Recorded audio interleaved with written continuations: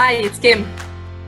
Hi, it's Kristine, and we're here to help you navigate change. Before we get into today's video, I just want to remind you that if you like what we're talking about, if you can please like, share, and subscribe. Let's get right into it. Kim, you're working from home right now. Share some tips that you found to enhance your office space.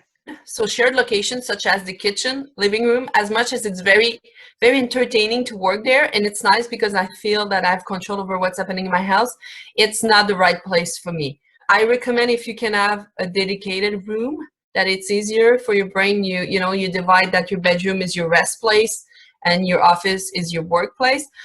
But we have to go with what we have, right? Not everybody has a 10-bedroom house, so it's okay to have your office in your bedroom. Just make sure the place where you actually work is not the place where you're going to sleep. So I don't recommend you doing any work necessarily in the bed. So for me, I found that it needed to be a room that has a door. So it needed to be like a real office and a place where my mind will only be on work, and it will be a clear message for people around that if I'm in this room, I'm currently working. I will be available when I step out.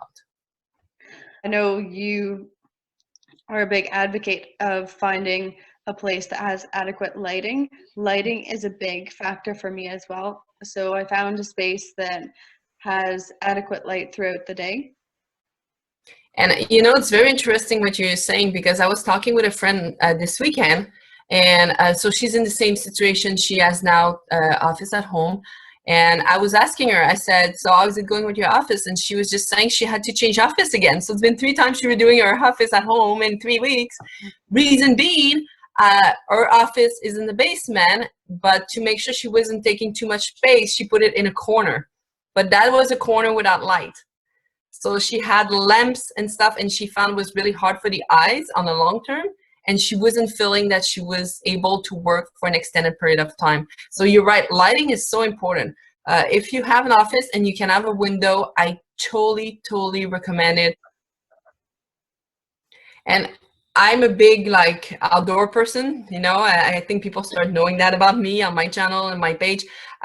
So to me, if I need to reset and if I need that inspiration, I often go in the forest. So I go for a hike.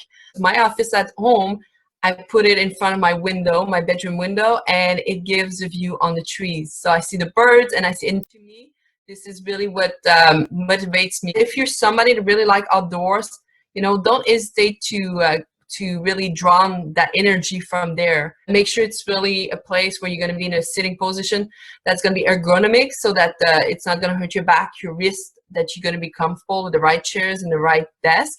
I'm a huge advocate of that as well. I also tend to find that I'm productive in 2 places.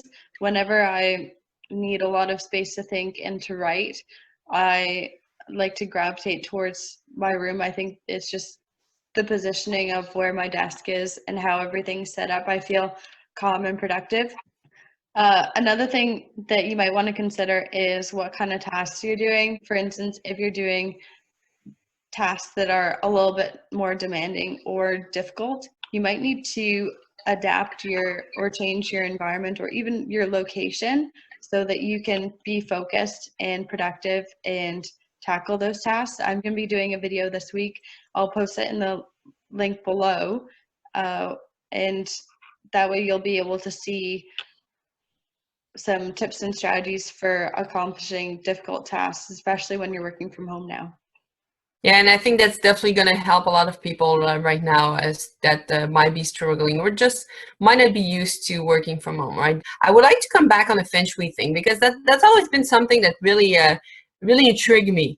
So you have mentioned that feng shui is recommending facing a window. Is there any other thing that the feng shui is recommending for when we start thinking about an office location?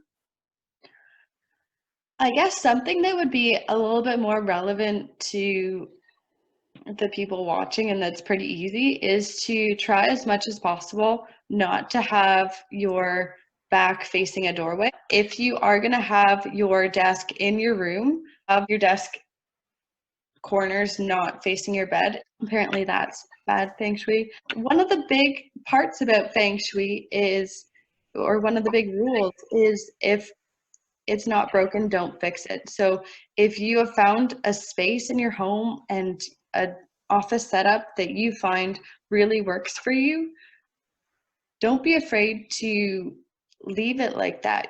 Or if you want to change it or try to enhance it a little bit, maybe do it a little bit at a time. To maximize your experience working from home, there's definitely a few things you should consider.